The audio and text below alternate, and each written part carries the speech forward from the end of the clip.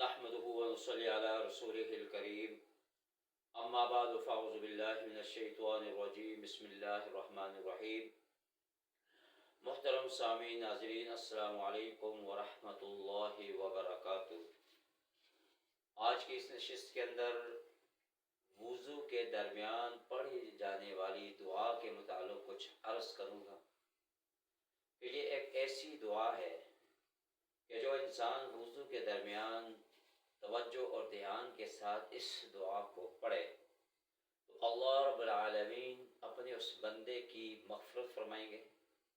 اپنے اس بندے کے گناہوں کو معاف فرمائیں گے، اور دوسرے نام پر دوسرا انعام اپنے اس بندے کو یہ عطا فرمائیں گے کہ اس کے رزق کے اندر خیر و برکت پیدا فرما دیں گے، اور تیسرا انعام فرمایا کہ اس کے اس دنیا کے گھر کے اندر بھی اور آخرت کے گھر کے اندر بھی وسعتیں عطا فرما دیں گے۔ نہایت ہی اہم دعا ہے۔ وہ دعا کیا ہے؟ اللہم اغفر لی ذنبی ووسع لی فی داری وبارک لی فی رزقی، کہ اللہ تعالیٰ سے توجہ اور دھیان کے ساتھ وضو کے درمیان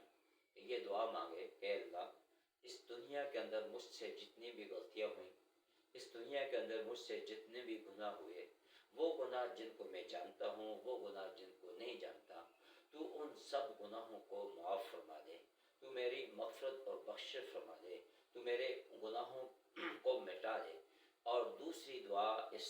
دعا کے اندر یہ مانگتا ہے کہ ووسع لی فی داری، کہ اللہ تو میرے گھر کے اندر خیر و برکت پیدا فرما، تو میرے گھر کے اندر وسعتیں پیدا فرما، تو مجھے وسیع گھر عطا فرما اور مجھے کشادہ گھر عطا فرما۔ فرمایا کہ یہ صرف اس دنیا کا گھر نہیں، اس دنیا کے اندر بھی اللہ تعالیٰ اپنے اس بندے کو اس دعا کی برکت سے کشادہ گھر عطا فرما دیں گے، کشادہ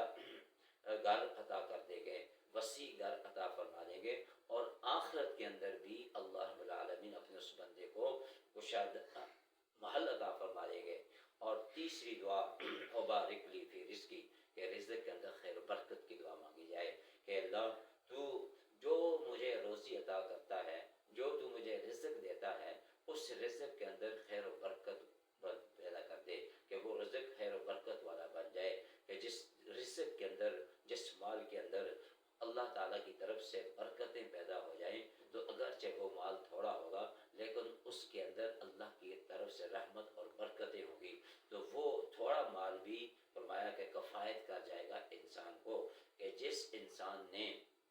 اس دعا کا اہتمام کیا اور توجہ دھیان کے ساتھ اس دعا کو پڑھا، تو اس دعا کی برکت سے اس دنیا کے اندر اللہ نے اس کے رزق مال کے اندر بھی خیر برکت پیدا فرمائی، اس دنیا کے اندر اللہ تعالیٰ نے اس کو وسیع اور کشادہ گھر بھی عطا فرمایا، اور اس کے گناہوں کو معافی